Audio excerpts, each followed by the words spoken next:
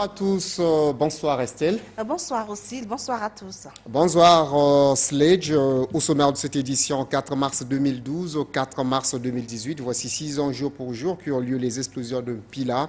En cette date de triste souvenir, au nom du gouvernement, le ministre de l'Enseignement technique a déposé une gerbe de fleurs au cimetière du centre-ville en hommage aux victimes de cette tragédie.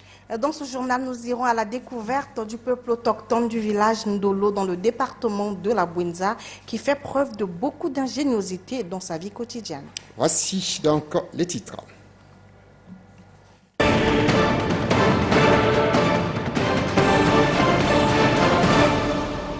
La ville de Barcelone, en Espagne, a abrité du 26 février au 1er mars dernier le congrès mondial du mobile. Le Congo y a été représenté par le ministre des Postes, des Télécommunications et de l'économie numérique, Léon Juste Ibombo. Lors de cette foire internationale sur le mobile, Léon Juste Ibombo a signé un protocole d'accord avec la société chinoise ZTE en vue de mettre en œuvre le plan national de développement de l'économie numérique 2018-2022. Il a aussi présenté la politique du gouvernement se rapportant à ce secteur. Un commentaire de Prestonio Cassa.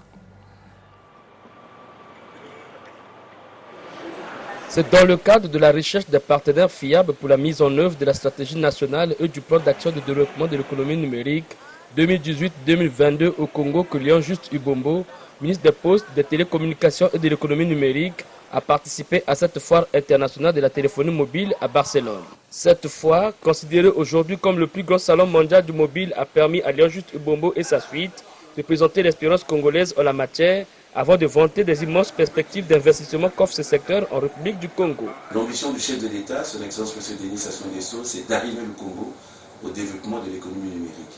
Et pour arrimer le Congo au développement de l'économie numérique, il faut qu'on arrive à trouver des partenaires qui vont nous proposer des solutions pour faire en sorte que cette nouvelle économie soit une réalité dans notre pays. Et donc ici, nous sommes venus visiter le stand de ZTE justement pour voir quelles sont les solutions que ZTE peut proposer au gouvernement congolais.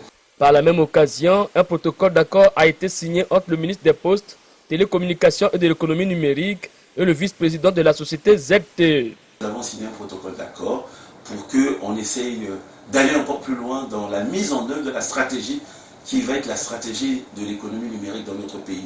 Ici, essentiellement, il s'agit de voir comment est-ce qu'on pourra héberger nos données dans notre pays, parce que la grande guerre maintenant, c'est la guerre des données. Est-ce que les données du Congo vont être hébergées ailleurs? Nous devons plutôt chercher à trouver des solutions qui feront en sorte qu'on puisse héberger les données des Congolais au Congo. À Barcelone, le ministre a été accompagné du coordonnateur national du projet Central African Backbone, composante Congo. Ce qui nous a intéressé, nous, aujourd'hui, cet événement, cette année, est placé sous les auspices de la 5G et de l'Internet des objets. Ce sont deux technologies qui, évidemment, nous intéressent au Congo. Nous sommes également venus ici pour continuer notre veille technologique concernant le futur projet qui sera lancé par le CAB, c'est-à-dire la construction du data center. De retour à Brazzaville, le ministre Léon Juste Ibombo procédera à la restitution du plan d'action et de la stratégie nationale pour le développement de l'économie numérique le 9 mars prochain.